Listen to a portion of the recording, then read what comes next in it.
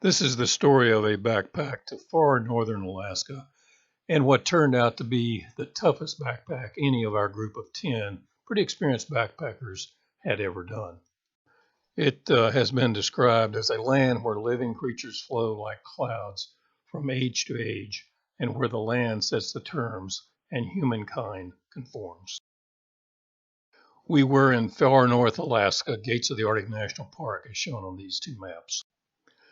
Getting there wasn't easy. We flew different routes to Fairbanks, gathered at this hotel. Here's a picture of our group at the hotel. There were 10 of us, and here are individual pictures. All experienced backpackers. Most of us had been to Alaska, and all of us were from the Knoxville, Tennessee area. From Fairbanks, we flew a commuter airlines to Battles, crossing over the Yukon River, and here going over the Alaska pipeline.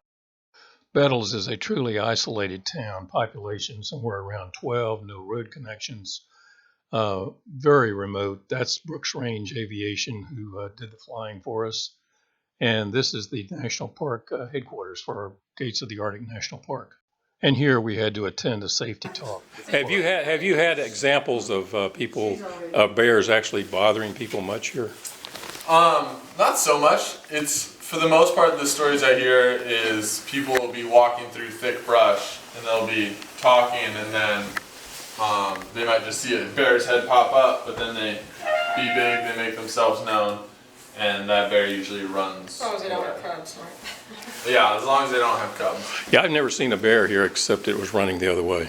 Yeah, I've been in the park about 30 days total this summer, and I've seen 2 black bears, which I was on the river for, and 1 grizzly, which I was also on the river for, and that was just outside of the park. So, I mean, they're out there, but when you have 8.5 million acres, then the bears are pretty wide distributed.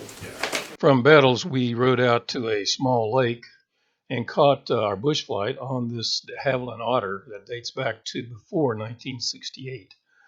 And here's a still photograph of our group on the plane ready to go.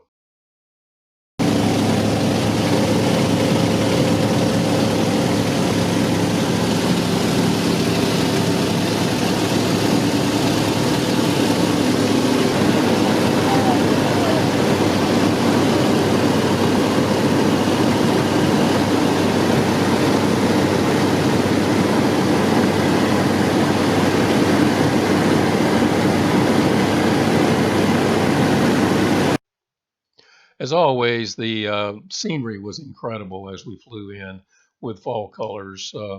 Here we're flying through the gates of the Arctic, Frigid Crags on the left, Boreal Mountain on the right, the Arctic beyond.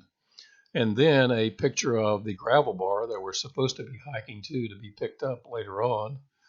Summit Lake we're flying over where we're going to be starting. And finally, we're flying in to land on Summit Lake.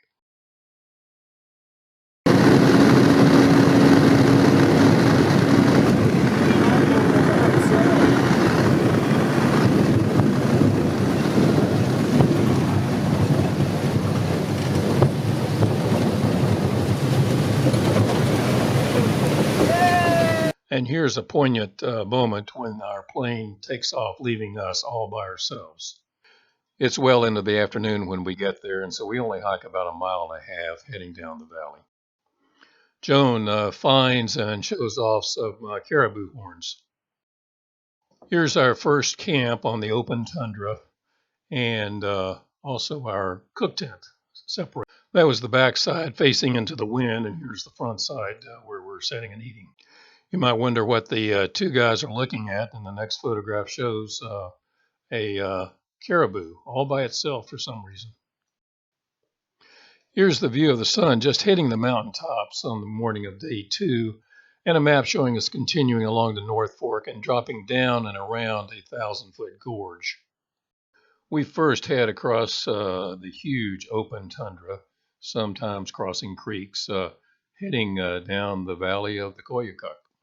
It's a cloudy day, which would prove to be the norm for this trip. And here again, what is she looking at? And way up, you can see some white dots, which are bighorn sheep. Here we are at the crux of the hiking for this day for sure. And you can see the incredible drop, about 1,000 feet, very steep, and there wasn't an obvious way to go down. We looked all over and finally came up with this very steep drop that we managed to make our way down and finally got down to the bottom of the river. A short while ago, we were up on top of that high ridge, befuddled, trying to find a way down to the river below. There. North Fork of the Koyukuk. Going down the valley. Here's our tents, gravel bar campsite. And Joan and I finally found a route which came from up there, traversed out, around, back and forth, and then came down that scree and brush and grassy area to the junction with the North Fork of Koyukuk up there somewhere. And now we're getting ready to have dinner, well deserved. Here we are cooking dinner after the second day. Day 3 was another tough day as we continued down the valley. As is always the case in Gates of the Arctic, there are no trails, and we had to find our route along a really rocky shore as shown in these photos. After we got out of the gorge, we were able to move up onto the bench above with the tundra, and it was particularly beautiful with the reddish blueberry leaves and some other yellow color here and there. It was already fall up there. Again, we camped on a gravel bar, which was the only really level and kind of dry place around, and here we're eating dinner again. Day 4 was our hardest day, crossing an unnamed creek, and we only did about 3 miles. We'd been doing about 5 miles a day. After breaking camp, here I'm talking to Judy at Brooks Range Aviation, which I did every day or so to let her know how we're doing. As mentioned, we had a difficult creek crossing, but we started out with some easy crossings like this one right here, not too deep, cold water, but not dangerous to cross. And then on one of the crossings, we found these grizzly bear prints. And here we are at the crux of the entire trip, an unnamed creek that runs into the North Fork of the Koyukuk, just a few feet away. And Bob is here trying to cross, but he couldn't. So using prior experience, we decided to link arms in groups of 5 and to kind of shuffle across.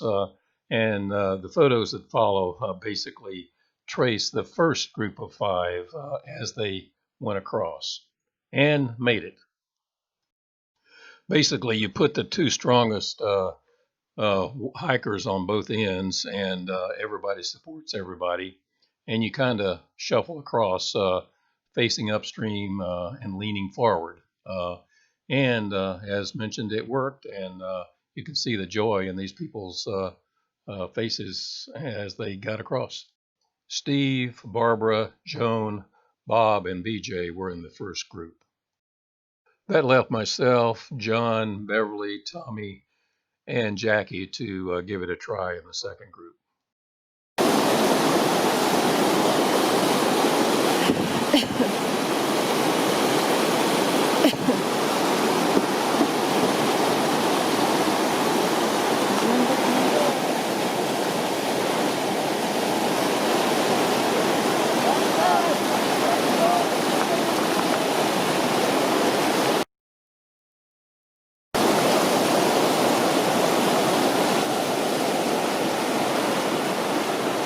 Doing great. Keep coming.